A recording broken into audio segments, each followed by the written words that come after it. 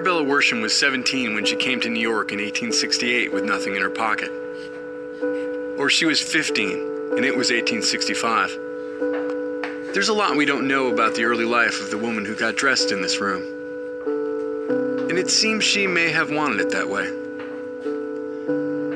She told some people she was born in Virginia, others it was Alabama. There are stories that say she was married to a Mr. John Worsham when she came to New York in 1860-something. Some stories say he died, leaving her a heartbroken widow. Others that he abandoned her and their infant son. Still others say they were never married at all. And maybe all of it, all of these stories, were a useful fiction. Because here's the deal. Arabella was a single teen mom in New York. She had no pedigree. Her father died when she was 9. Her mother ran a boarding house. She had no connections, no entree into polite society, no prospects. She was, in short, the sort of woman who would never get to get dressed in beautiful clothes in a beautiful room like this. Never mind get to build a room like this to her taste, to her whim, in 1881. A room so beautiful it is rebuilt here at the Metropolitan Museum 140-ish years later.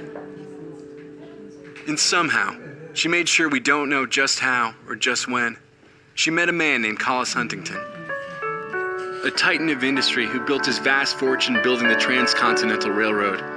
He was broad-chested and kind-eyed and married.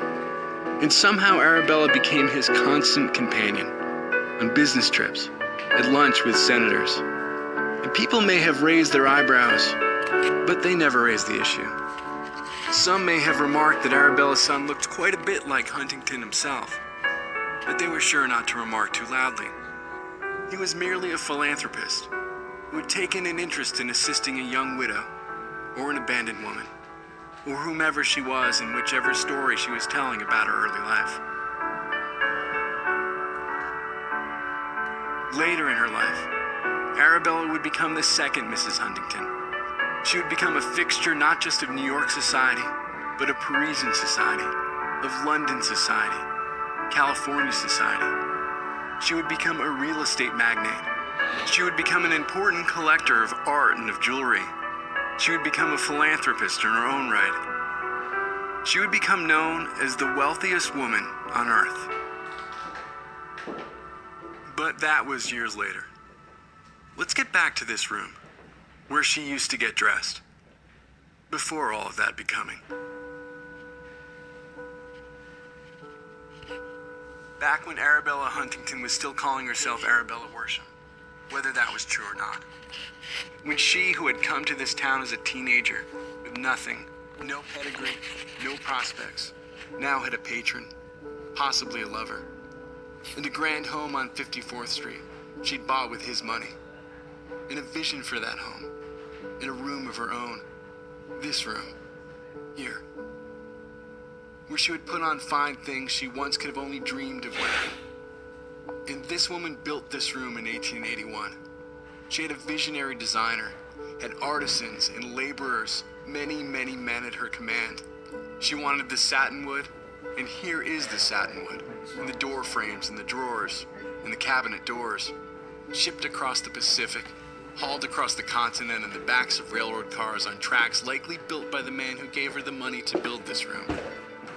She wanted cherubs, and here are cherubs, each painted by hand up by the ceiling, or carved by hand here by the door. There, framing the armoire, carved in purple heart, a wood from a flowering tree, felled in the forests of Brazil or French Guiana, and now here in this fine room, for the pleasure of one young woman from Virginia, or Alabama, or wherever she was really from. She wanted butterflies and blossoms, fleeting springtime, and there is spring, forever in the basement beneath the mirror by the window. She wanted flowers, wending vines, climbing the closet doors with their impossible symmetry, twisting and turning in accordance with her wishes into something new and improbable, but seemingly natural and effortless, as though they'd sprung from the soil from mere seed and water and air. Those are silver handles there, on the door, at the sink, sure to tarnish one day, but not tonight. Not on this night that I'd like you to imagine now. 1881, 1882. When Arabella Worsham, née Yarrington, not yet Arabella Huntington, not yet 30 years old, would come into this room. From the bedroom, from the door you may have just walked through, and open up her closet of dresses, pull drawers of perfumes and hairpins and pearls, like the ones that hang from the hands of the hand-painted cherubs. And she'd get ready for the evening. She could look out the window that once looked toward Park Avenue, where other fine homes were beginning to rise even taller, but not yet tall enough to block her view of the river and the boroughs beyond, beginning to fill with new immigrants, new arrivals to the city who'd come here with something like nothing, like her, but who were not like her, who hadn't pulled off this trick of building a life out of stories, who weren't sitting in this room on this night, getting dressed for the evening, for the opera, for some fine party with fine people. Someday she would marry a railroad magnate. Someday she would build grand estates and acquire Vermeers and Rembrandts and the only Gainsborough everyone knows. Someday she would crisscross the continent and the Atlantic dozens of times. Someday she would be known as the richest woman in the world. But not yet. On this night, she would get ready for the evening, and she'd step out of this room and into the world.